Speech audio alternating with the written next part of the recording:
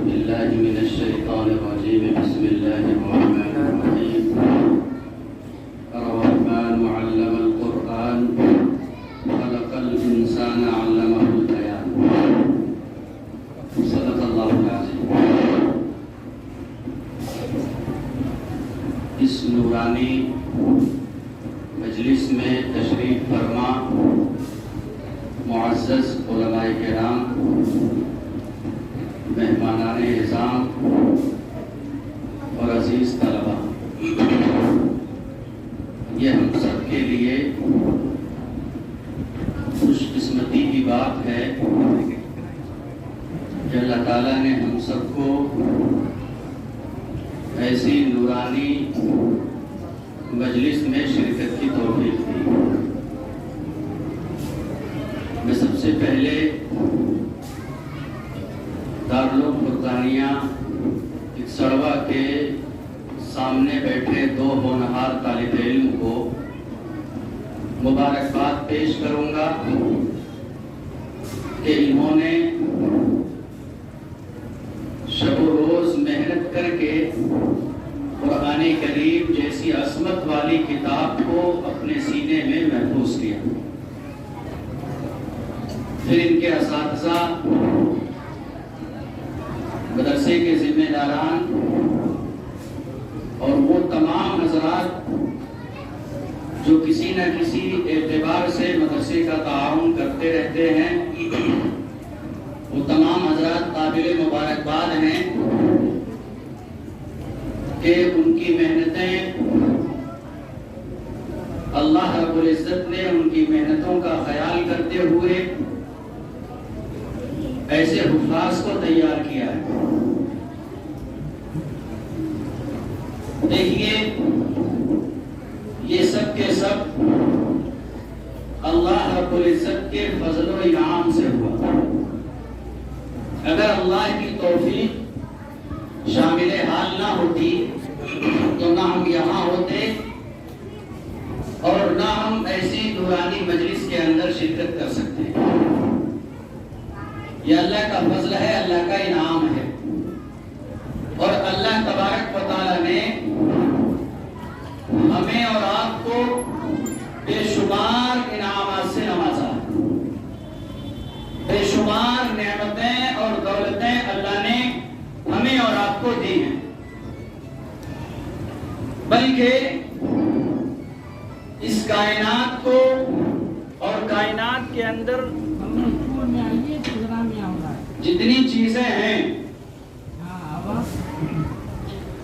اللہ تبارک و تعالی نے ان تمام چیزوں کو ہم سب کے لیے بنایا ہے. وہ سب کے سب ہماری خدمت میں لگی ہوئی ہیں. چاند، سورج، ستارے یا اور بھی جو بھی دنیا کے اندر مخلوقات ہیں اللہ کی، وہ تمام مخلوقات اللہ نے ہمارے لیے اور آپ کے لیے بنائے. یہ اللہ کا بہت بڑا کرم ہے. اور ان تمام مخلوقات میں اللہ تبارک و تعالی نے ہمیں اور آپ کو ایک انسان بنا کر، اشرف المخلوقات بنا کر ایک بڑا انعام دیا. اسی طریقے سے جناب محمد رسول اللہ صلی اللہ علیہ وسلم کی امت میں پیدا فرما کر اللہ نے احسان عظیم کیا. اس دولت کو معمولی دولت آپ نہ سمجھیں کہ اللہ تبارک و تعالی نے ہم سب کو امت محمدیہ میں پیدا کیا ہے. چونکہ ہمارے دلوں میں دنیا کی عظمت بیٹھی ہوئی ہے، عہدوں کی عظمت بیٹھی ہوئی ہے، دولت کو ہم نے عظیم سمجھ رکھا ہے، ہم نے بڑی بڑی بلڈنگوں کو عظیم سمجھ رکھا ہے. اس لیے شاید ہمارے دلوں میں یہ احساس نہ ہو کہ اللہ نے ہمیں جناب محمد رسول اللہ کا امتی بنایا. یہ اتنی عظیم دولت ہے کہ تمام انبیاء جو اللہ کے چہیتے ہیں، جو اللہ کے منتخب کردہ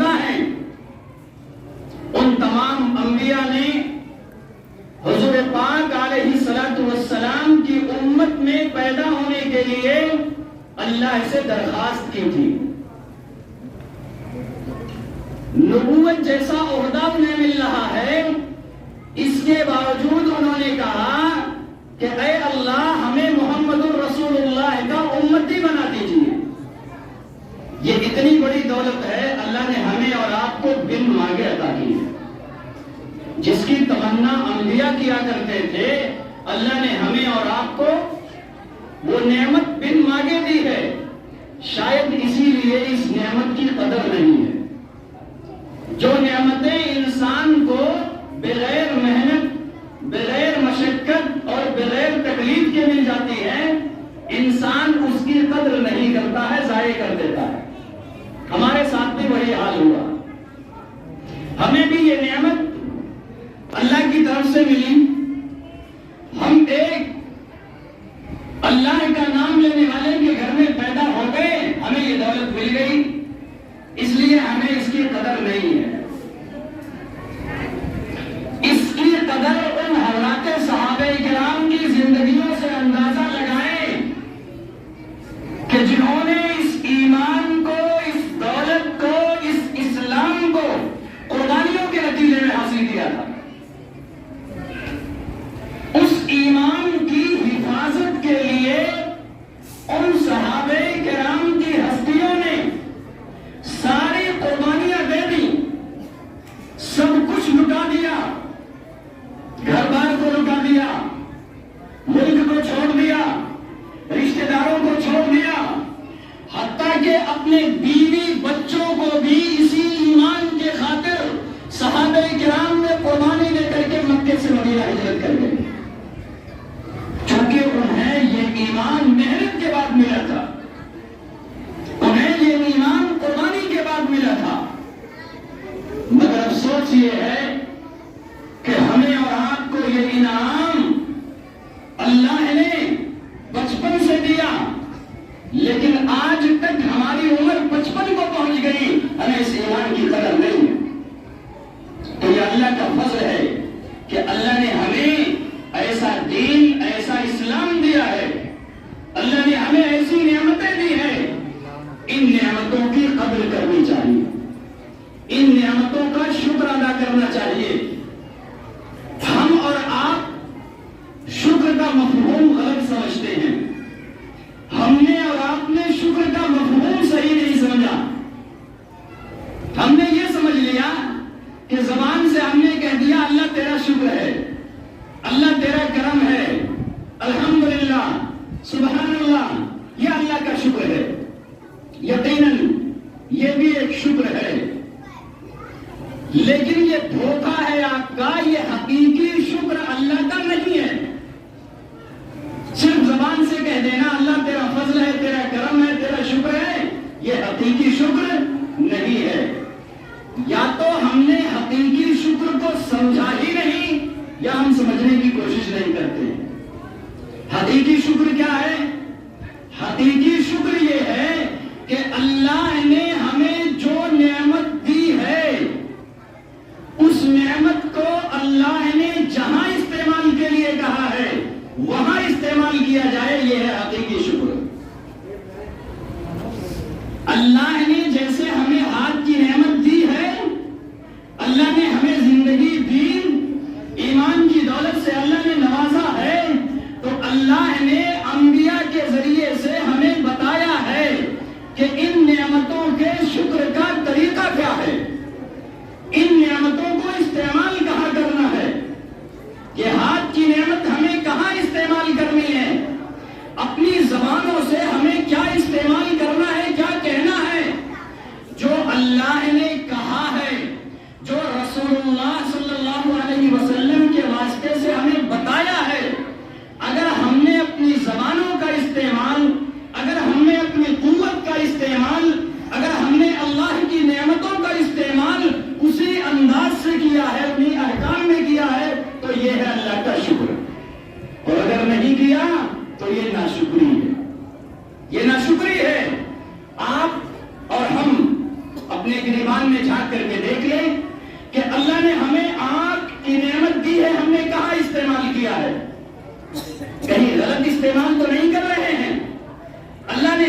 زبان کی نعمت دی ہے، ہم نے زبان سے کیا نکالا ہے؟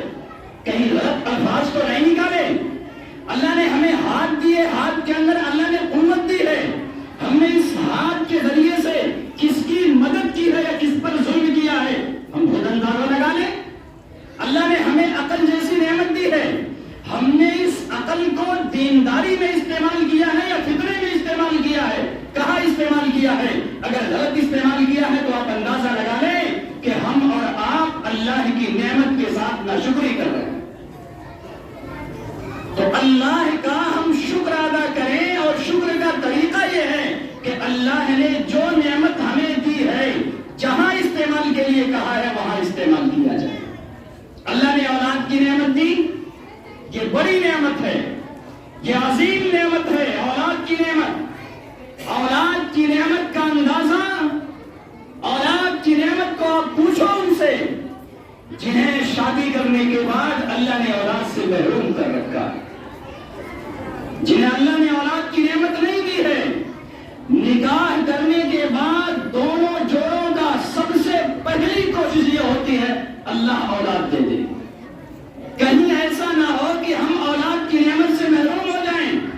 سال بھر، 2 سال، 3 سال، 4 سال انتظار کیا، اگر اولاد کی نعمت نہیں ملی وہ باولا ہو جاتا ہے، یقین مانے وہ پاگل کی طرح ہو جاتا ہے۔ اور اس کا اندازہ آپ لگائیں اپنے ماحول اور معاشرے میں، ایسے لوگوں کو آپ تلاش کریں جنہیں اللہ نے شادی کے بعد 2، 4، 10 سال تک اولاد کی نعمت نہیں دی ہے، انہوں نے اپنے ایمان تک کو بیچ دیا ہے اولاد کے لیے، انہوں نے اپنے ایمان کا بھی سودا کر لیا ہے اپنی اولاد کے لیے۔ کبھی جعلی پیروں کے چکر میں آ جاتے ہیں، بسا اوقات وہ پیر رات کے اندھیرے میں کہہ دیتا ہے کہ تم اگر قرآن شریف پر اپنے پاؤں رکھو گے اللہ تمہیں اولاد دے گا۔ نعوذ باللہ، ہم میں ایسے افراد ہوتے ہیں جو اولاد کے حصول کے لیے اتنا بڑا جرم کرنے کے لیے بھی تیار ہو جاتے ہیں، انہوں نے کیا ہے۔ آپ ماحول معاشرے میں نگاہ اٹھا کر کے دیکھ لیجیے، یہ اولاد کی نعمت ہے، اللہ نے ہمیں دے دی، ہم نے قدر نہیں کی، ہم نے اس نعمت کو نہیں پہچانا ہے، اولاد کی نعمت کو۔ یہ اولاد کی نعمت بڑھاپے کا سہارا ہے، یہ اولاد کی نعمت ہمارے لیے سہارا ہے، لاٹھی کا کام کرتی ہے۔ اس لیے ہم اس نعمت کو پہچانیں، اللہ کی اس نعمت کا ہم شکر ادا کریں۔ اور میں نے آپ کو بتایا کہ شکر کا وہ طریقہ اپنائیں جو طریقہ رسول اللہ صلی اللہ علیہ وسلم نے بتایا ہے۔ جو حقیقی شکر ہے وہ حقیقی شکر یہ ہے کہ اللہ نے ان اولاد کے ذہن و دماغ کو، اللہ نے ان اولاد کے دل و دماغ کو جس دولت کے لیے بنایا ہے، جس نعمت کے لیے بنایا ہے ان کے سینے کو، سب سے پہلے ان کے سادہ دلوں کے اندر اللہ کی وہ نعمت کو بٹھائیں۔ اگر آپ نے بٹھایا تو نعمت کا شکر ادا کیا ہے، اور اگر آپ نے نہیں بٹھایا تو ناشکری کی۔ اگر آپ نے اپنی اولاد کے ذہن و دماغ میں رسول اللہ کی تعلیمات کو، رسول اللہ کی سنتوں کو، رسول اللہ کی عظمت کو نہیں بٹھایا ہے تو یاد رکھنا آپ نے اولاد کی ناشکری کی ہے، اور ناشکری کرنے کے نتیجے میں اللہ اولادوں کو چھین لیتا ہے، اللہ اس نعمت کو چھین لیتا ہے۔ ہم سوچتے ہیں نہیں ایسا نہیں ہے، ہم نے تو دیکھا ہے معاشرے میں چھینتا کہاں ہے، اولادیں تو موجود ہیں، ارے ہمیں اس کا احساس نہیں ہے۔ یہ اللہ کا ایک عذاب ہے کہ اللہ کا عذاب ہم پر نازل ہو رہا ہے، لیکن ہم نے اسے عذاب سمجھا ہی نہیں۔ ہماری اولادیں جب بڑی ہو رہی ہیں، ہماری اولادیں جب جوان ہوتی ہیں، جب ہمارے قبضے سے باہر ہو جاتی ہیں، جب ہماری نافرمانی کرتی ہیں، جب ہماری باتوں پر نہیں آتی ہیں، ہمارے اشارے پر نہیں چلتی ہیں ہماری اولادیں، تو ہم اولادوں کو قصوروار ٹھہراتے ہیں۔ ہم سمجھتے ہیں غلطی اس نوجوان کی ہے، ہم نے پالا ہے، غلطی اس بچے کی ہے، ہم نے اس کے لیے محنتیں کی ہیں، لیکن اپنی پچھلی زندگی کو آپ نے غور نہیں کیا کہ ہم نے اپنے اس بچے کو اپنے ہاتھ سے ضائع کر دیا ہے۔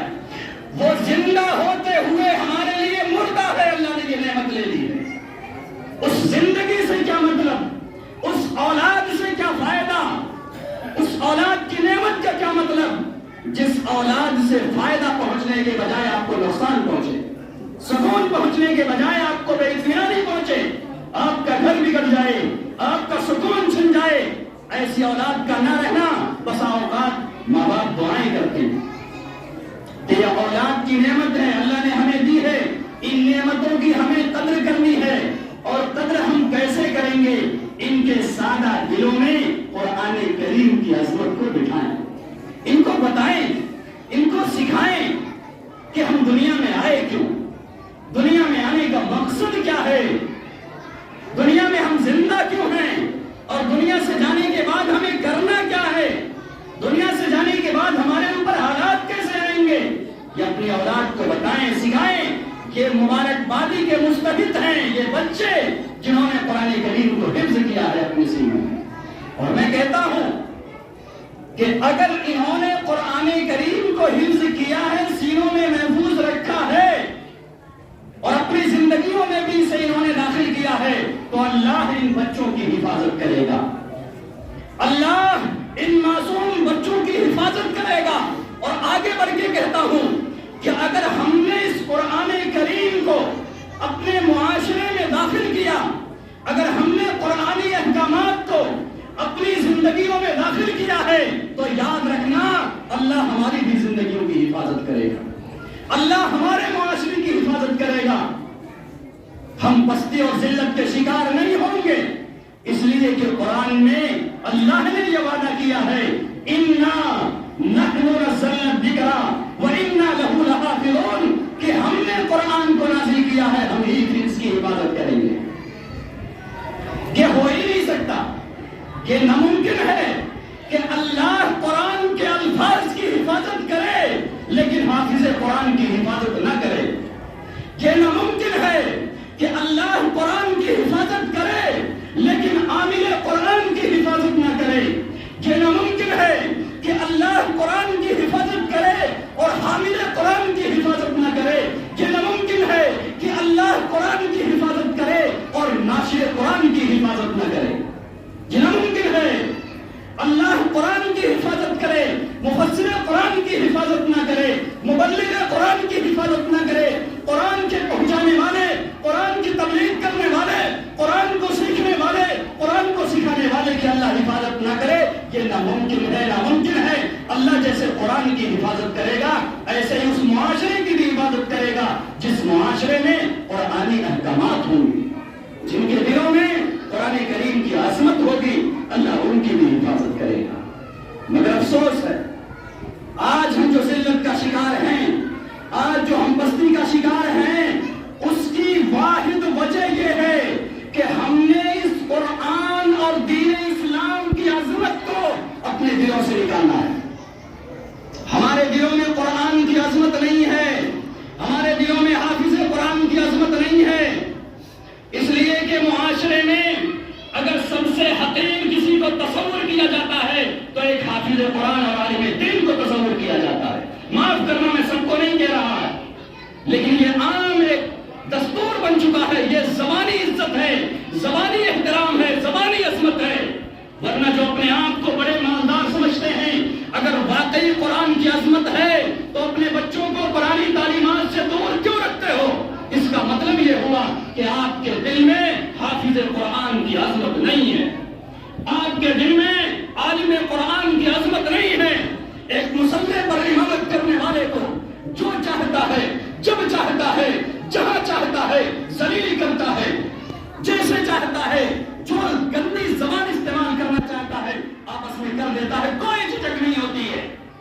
ہم نے ایک عالم دین کا احترام اس لیے نہیں کیا کہ اس کے سینے میں قرآن کریم کا علوم ہے، ہم نے ایک حافظ قرآن کی عظمت اس لیے نہیں کی کہ اس کے سینے میں قرآن کریم حفظ کیا ہوا ہے، تو یاد رکھنا ہم ذلیل ہوں گے، ہم ذلیل ہوں گے، ہم سے بڑا ذلت والا کوئی نہیں ہو سکتا ہے، اس لیے کہ قرآن کریم کے اندر خدائے وحدہ لا شریک نے یہ اعلان کر دیا ہے اِنَّا نَحْنُ نَزَّلْنَا الذِّكْرَ وَإِنَّا لَهُ لَحَافِظُونَ۔ جی ہاں، ہم حفاظت بھی کریں گے، عزت بھی دیں گے۔ عزت کرو گے تو عزت پاؤ گے، عزت نہیں کرو گے تو ذلیل کر دوں گا۔ فَاذْكُرُونِ فاذکرونی اذکرکم. قرآن میں اللہ نے صاف اعلان کر دیا ہے، اعلان ہے فاذکرونی اذکرکم. مجھے یاد کرو گے تمہیں یاد کیا جائے گا، میری عزت کرو گے تمہاری عزت کی جائے گی، میری مانو گے تمہاری مانی جائے گی. کیا مطلب؟ میری نہیں مانو گے تو تمہاری نہیں مانی جائے گی، میری عزت نہیں کرو گے تو تمہاری عزت نہیں کی جائے گی. آج ذلت اور پستی کی وجہ یہ ہے کہ ہم نے قرآن اور دینی علوم کی عظمت اپنے دلوں میں پیدا نہیں کی، ورنہ یہی قرآن ہے، یہی کتاب ہے، یہی اسلام ہے، یہی دین ہے. جب حضرات صحابہ کرام نے اسی دین کو، اسی شریعت کو اپنی زندگیوں میں نافذ کیا ہے تو اللہ نے اسی دین کو، اسی دین کے ذریعے سے پوری دنیا کو فائدہ پہنچایا ہے. آج بھی یہ فائدہ ہمیں اور آپ کو اور ہم دوسروں کو بھی پہنچا سکتے ہیں، لیکن شرط یہ ہے کہ ہم اس کی عظمت اپنے دلوں میں پیدا کریں. قرآن کریم کے ذریعے سے آج بھی حالات بدلے جا سکتے ہیں، آج بھی حالات بدل سکتے ہیں، لیکن شرط یہ ہے کہ ہم اپنے حالات خود بدلیں.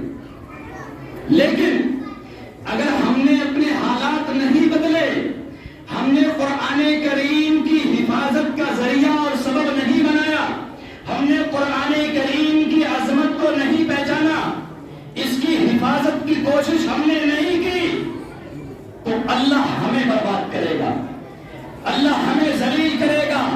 جنہوں نے قرآن کریم کو اس دنیا میں بدلنے کی کوشش کی ہے، آپ تاریخ اٹھا لو 1400 سال سے لے کر کے آج تک جنہوں نے قرآن کریم کو بدلنے کی کوشش کی ہے، اللہ نے ان کو بدلا ہے، ان کی زندگیوں کو بدلا ہے، بلکہ دنیا سے ان کا نام و نشان اللہ نے نکال دیا ہے. لیکن قرآن آج بھی ہے اور قرآن قیامت تک رہے گا.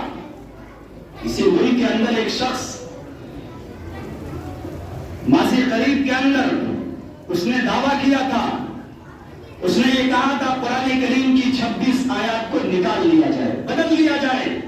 ہم نے اپنی آنکھوں سے دیکھا، ہم نے اور آپ نے اپنی آنکھوں سے دیکھا، جس نے 26 آیات کو بدلنے کی درخواست کی تھی اس کا دین بدلا، اس کا دھرم بدلا، وہ خود بدلا، وہ دنیا سے نیست و نابود ہو جائے گا، کوئی اس کا پرسان حال نہیں ہے. اسی طریقے سے اگر آج ہم نے قرآن کی عظمت کو اپنے سینوں سے نہیں لگایا تو اللہ ہمیں بھی بدل دے گا، اللہ ہمیں بھی ذلیل کر دے گا. اس لیے آئیے ہم سب اس مجلس کے اندر، اس محفل کے اندر یہ عہد کرتے ہیں کہ انشاءاللہ قرآن کریم کی حفاظت کریں گے انشاءاللہ. میں ایک مختصر سا واقعہ قرآن کریم کی عظمت پر میں بتا کر کے اپنی بات کو ختم کرتا ہوں. حضرت شاہ عبد العزیز محدث دہلوی رحمۃ اللہ علیہ، چونکہ قرآن ہمیں یوں ہی مل گیا، اس کی عظمت ہمارے دلوں میں نہیں ہے. قرآن کریم کی عظمت دیکھو اور قرآن کریم پر ایمان اور یقین رکھنے والوں نے کیسے کیسے لوگوں کو اس دنیا میں پست کیا ہے، نیست و نابود کیا ہے. حضرت شاہ عبد العزیز علیہ الرحمہ، جنہوں نے سب سے پہلے انگریزوں کے خلاف جہاد کا فتویٰ دیا تھا، ان کے زمانے میں ایک واقعہ پیش آتا ہے.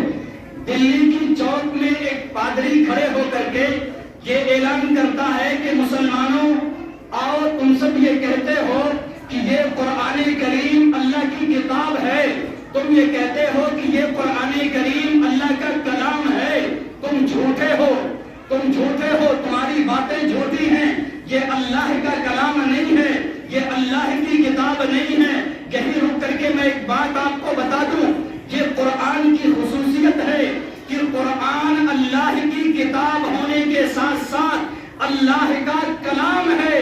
اللہ نے اپنی زبان سے جو کچھ تکلم کیا ہے وہی قرآن کریم ہے. بقیہ آسمانی کتابیں ہیں، اللہ نے اس کا تکلم نہیں کیا ہے، اللہ نے اس کی تلاوتیں نہیں کی ہیں، اللہ نے کتاب کی شکل میں اس دنیا میں نازل کر دیا ہے. لیکن قرآن وہ کتاب ہے جو کتاب ہونے کے ساتھ ساتھ اللہ کا کلام بھی ہے. اسی لیے اللہ نے اپنے کلام کی حفاظت کی ذمہ داری لی. وہ پادری دہلی کی چوک میں اعلان کرتا ہے، مسلمانوں اگر تم اپنی بات میں سچے ہو تو آؤ میرے سامنے، آؤ میں یہاں آگ جلاتا ہوں، ایسی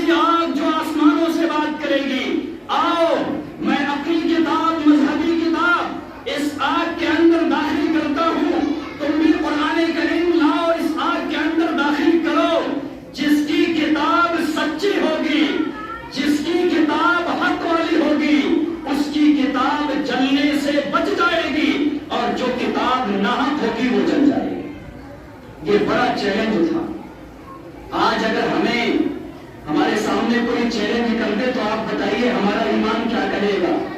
हमारा ईमान ऐसा नहीं कि हम कुरान करीम लेकर के पहुंच जाएंगे, लो हम दाखिल करते हैं, इसलिए कि हमने अपने दिलों में ऐसा यकीन पैदा नहीं किया है तो अल्लाह की मदद नहीं आ रही है। लोग परेशान हैं, हैरान हैं, इस पादरी का जवाब कैसे दिया जाए? ये तो आग जलाया हुआ है, चैलेंज कर रहा है। अगर इसके चैलेंज को कबूल नहीं किया जाएगा बहुत सारे लोग मुर्तद हो जाएंगे। जब ये बात पहुंचती है हजरत शाह अब्दुल अजीज मुहद्दिस देहलवी रहमतुल्लाह अलैह तक, उन्होंने कहा कोई बात नहीं है, कोई हर्ज नहीं है, कुर्बान जाइए उलमाए पर, कुर्बान जाइए उलमाए देवबंद पर कि उन्होंने कुरान करीम को इस मुल्क के अंदर हिफाजत का जरिया और वो सबब बने हैं। अल्लाह सैकड़ों रहमतें इन पर नाज़िल फरमाए। कहते हैं जी हाँ मैं चलूंगा। वो आदमी कहता है जरा कुरान शरीफ ले लीजिए, वो कहता है कि कुरान शरीफ उस आग के अंदर दाखिल किया जाएगा। कहते हैं चलो ठीक है मैं कुरान शरीफ भी ले लेता हूँ। वो लेकर के उस चौक पर पहुंचते हैं जिस चौक पर वो पादरी खड़े होकर के ऐलान करता है कि मुसलमानों आओ कुरान को दाखिल करो, देखता हूं कुरान सच्ची है या गलत है।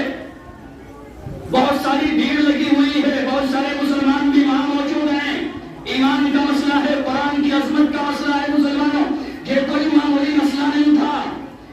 वो आते हैं उस पादरी से कहते हैं बताओ तुम्हारी बात क्या है, कहना क्या चाहते हो?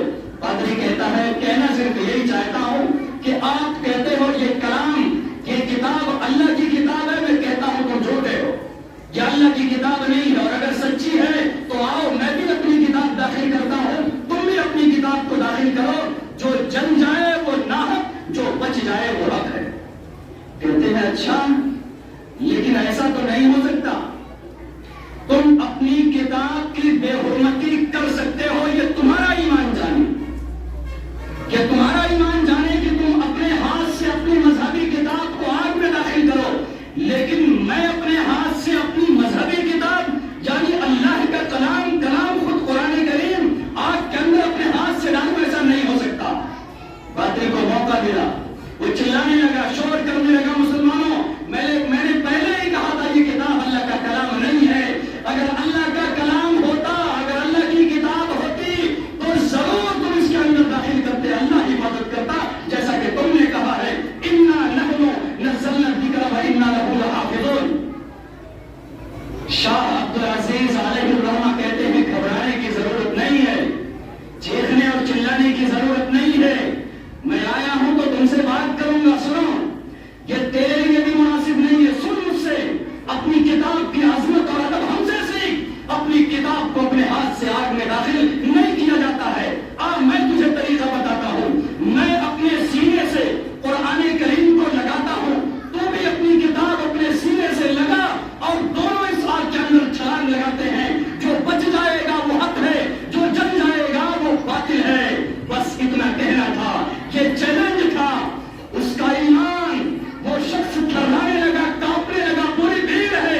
वो कहता है नहीं नहीं ऐसा नहीं हो सकता है, मैं इस आग के अंदर क्यों दाखिल हो जाऊं, मैं तो जल जाऊंगा।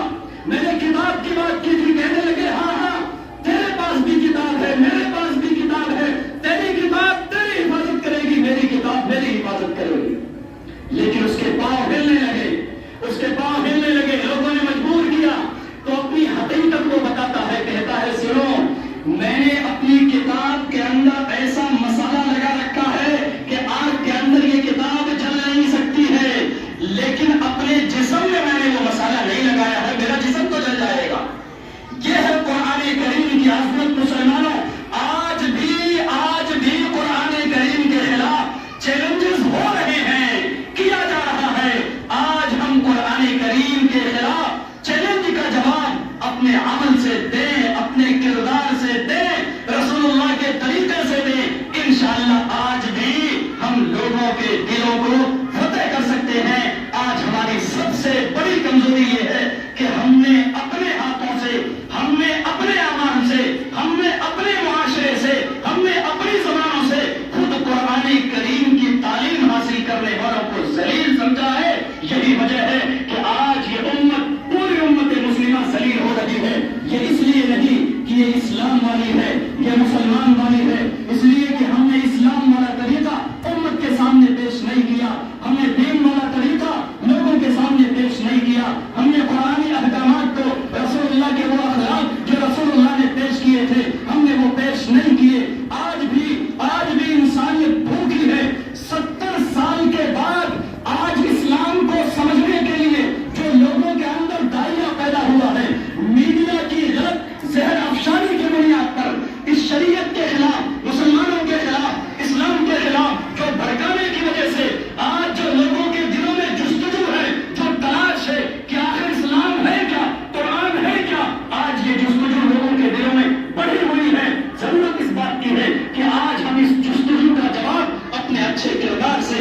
اپنے اچھے اخلاق سے بتائیں لوگوں کو، سکھائیں لوگوں کو، پیغام دیں لوگوں کو کہ اگر ہم مسلمان ہیں تو ہم جھوٹ نہیں بول سکتے، اگر ہم مسلمان ہیں تو ہماری زبان گندی نہیں ہو سکتی ہے، اگر ہم مسلمان ہیں تو ہم تجارت میں دھوکہ نہیں دے سکتے ہیں۔ آج ہم اپنے اس عمل کے ذریعے سے اسلام کا تعارف پیش کریں۔ انشاءاللہ اگر ہم نے یہ طریقہ اپنایا تو آج بھی وہ پتھر دل موم ہو سکتے ہیں جو آج سے 1400 سال پہلے رسول اللہ نے موم کیا تھا۔ آج وہی طریقہ اپنانا ہے۔ اللہ رب العزت سے دعا کریں۔